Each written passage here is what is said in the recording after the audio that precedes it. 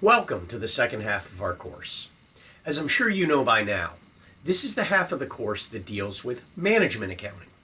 This module, number 5, is designed to be a little lighter so you can focus on the tax midterm. You're also going to see that much of what we cover in this module is widely distributed and well accepted management theory. It should overlap quite a bit with other parts of the business curriculum. In Module 6, we'll return to a more Zen accounting-like focus. In the meantime, enjoy the slower pace while it lasts, because it doesn't last for long. As usual, we start with the Module 5 learning objectives. First, we need to examine the 4 functions of management. Now, before my friends in the management department have a cow, this is really the 4 functions that use cost management information. We'll talk about the balanced scorecard approach to evaluating management performance. We'll discuss common competitive strategies. And lastly, we'll look at what it means to analyze a business's value chain. Okay, why are we going to spend time considering management accounting information? The reasons stem from the 4 important functions that management generally must consider as part of the business. The first and most important is for strategic management. This is the development and implementation of sustainable competitive positions that exploit the firm's competitive advantages and lead to continued success. This half of the course is wrapped around this idea. The cost accounting information provided should lead to better strategic decisions. Our second function is planning and decision making. This is a more granular level of the first. Strategies tend to be broad, whereas planning can include more near-term issues like how are we going to keep the lights on? Will we be able to meet payroll? But also more long-term decisions such as should we make the product ourselves or outsource? The third function is where we really put on our accounting visors and think about control. Is the production or service process operating as it should or as efficiently as possible? Are we making a profit on this product? Our last function is the most narrow and frankly the least interesting. The preparation of financial statements. Yes, the management information is used in financial statements, but there are entire courses devoted to financial accounting, so we are going to spend virtually no time in this area.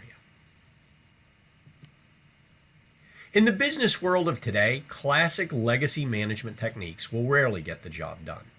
Instead, managers need to consider a number of more contemporary management techniques, such as those listed here. I'm not going to go through them, as Chapter 1 does a great job describing each one. Before we are done with the course, we're going to learn to employ a number of these, like target costing, theory of constraints, and others.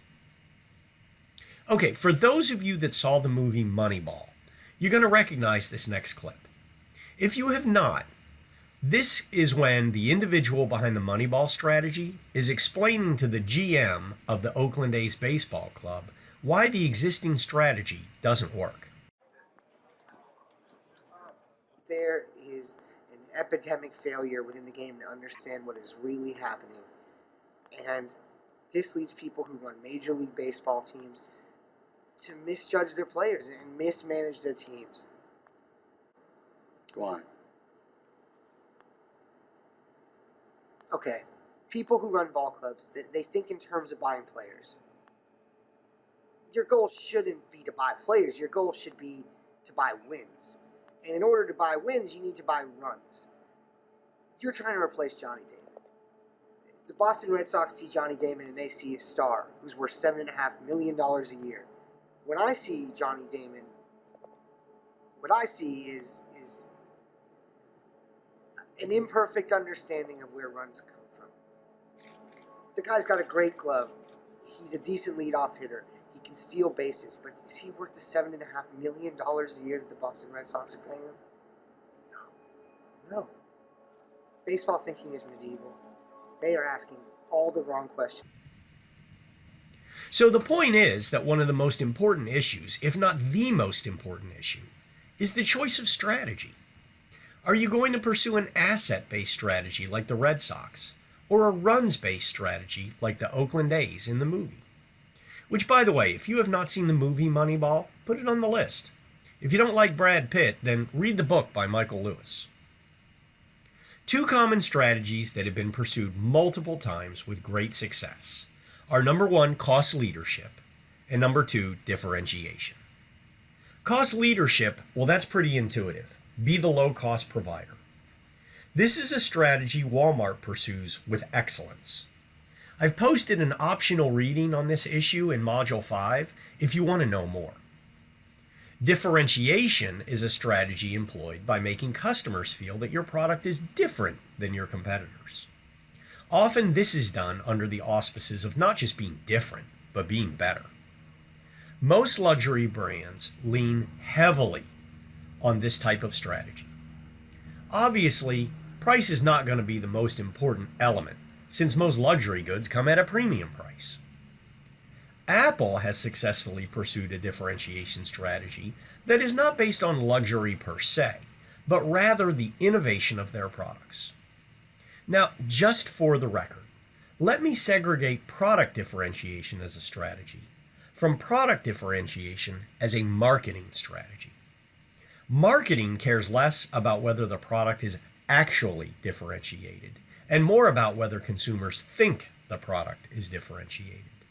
The difference is small, but important. Southwest clearly has been using a low-cost strategy for years. If you look over this ad, you will see that Southwest is largely selling low cost, not service, not style, and not comfort. Contrast Southwest with Virgin America, that has been selling Sir Richard Branson's style as its cornerstone for years. There is nothing in this ad about price, much less low prices. So once a company or manager has developed a competitive strategy, that strategy needs to be implemented, and that's going to require strategic decision making. This process follows 5 steps as I've outlined here. Take a moment to read these.